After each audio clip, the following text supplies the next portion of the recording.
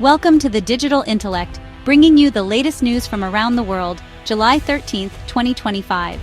A crisis is unfolding along the world's longest undefended border. The Alaska Highway, once a lifeline and symbol of U.S.-Canada friendship, is now a choke point. What started as a trade dispute has erupted into a full-blown diplomatic and economic standoff. Trucks carrying food and medicine sit idle in miles-long queues. Businesses are shuttered. Prices for basic necessities are soaring. The highway, built for mutual defense, has become a weapon of economic warfare. This standoff tests alliances, disrupts economies, and threatens the livelihoods of ordinary people. The world is watching as a model partnership unravels, exposing the fragility of even the closest alliances. As we explore this crisis, we'll uncover its roots, its economic devastation, and the human stories behind the headlines. This is the story of how trust between nations can be shattered and what's truly at stake when allies turn against each other. To grasp today's crisis, we must revisit the Alaska Highway's origins. Born in World War II, the ALCAN was a joint U.S.-Canada project to defend Alaska after Pearl Harbor.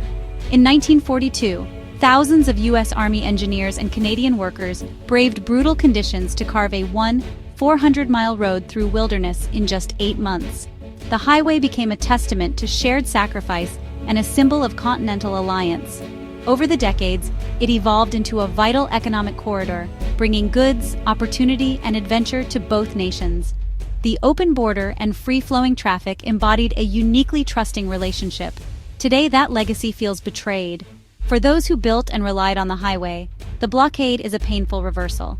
They built a bridge between our people, not a wall, says John Miller, whose father helped survey the original route. Now the highway stands as a stark reminder of how quickly unity can turn to division. This crisis didn't appear overnight. It's the result of escalating trade tensions.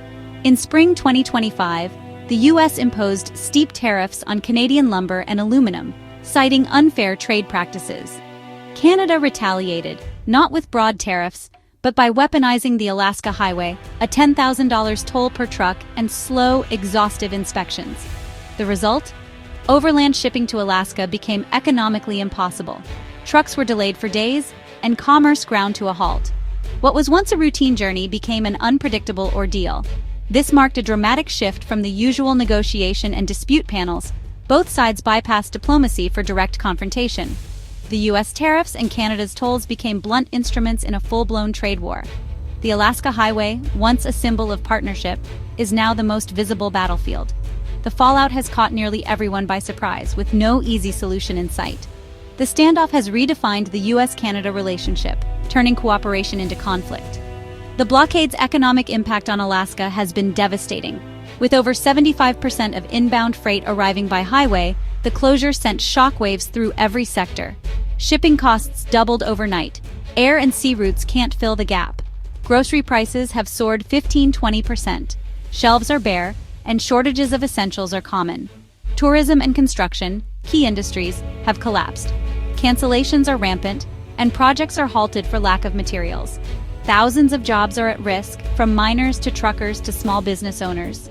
The Red Dog Mine's operations are disrupted, and Washington state businesses tied to Alaska-bound freight are suffering. Economists estimate the standoff is costing North America $50 million a day.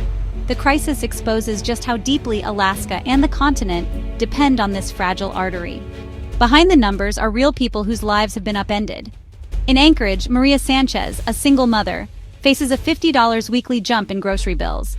No fresh fruit for the kids this week. We feel forgotten up here. In Whitehorse, David Chen's trucking business is at a standstill. My trucks are idle. I've had to lay off all my drivers. We're casualties of a fight we didn't start. The blockade has fractured cross-border communities, straining relationships built over generations. The spirit of cooperation has been replaced by uncertainty and resentment. Stranded trucks and shuttered businesses are daily reminders of a broken bond. Political decisions made far away are inflicting real harm on communities that once thrived on cross-border harmony. The human cost is measured not just in lost dollars, but in the erosion of trust and the heartbreak of seeing unity turn to division. For many, the highway's closure is more than an inconvenience. It's a loss of identity and belonging. The crisis has left scars that may take years to heal. The blockade's impact ripples far beyond Alaska, exposing the continent's supply chain vulnerabilities. The Pacific Northwest's seafood industry faces chaos as fresh Alaskan fish can't reach markets in time. Manufacturing is disrupted. Factories in Ohio wait for parts from Alberta. Production lines stall. The seamless movement of goods once taken for granted is shattered. Security and environmental cooperation are also at risk. Joint law enforcement and climate initiatives are on hold as trust erodes. Experts warn that criminal organizations could exploit the breakdown in cross-border collaboration. Investor confidence is shaken. Companies are rethinking supply chains and considering moving production. Even if this ends tomorrow, the trust is broken, says economist Michael Burt. The blockade isn't just a temporary disruption. It could permanently reshape North America's economic landscape. The crisis reveals how interconnected and how fragile our systems truly are. The economic crisis is matched by a political one. Diplomatic ties between Washington and Ottawa have collapsed. Both nations have recalled their ambassadors. Communication is now openly hostile. Former President Trump has used the crisis to rally his base, condemning Canada and framing the tolls as an attack on U.S. sovereignty. This rhetoric makes compromise politically toxic, turning a trade dispute into a matter of national pride. In Alaska, lawmakers are breaking ranks, passing resolutions affirming friendship with Canada and opposing federal trade policies. The rift is spilling into security cooperation, threatening NORAD and intelligence sharing. The longer the stalemate, the deeper the damage to trust and partnership. The world's most successful bilateral relationship is now at risk of permanent rupture.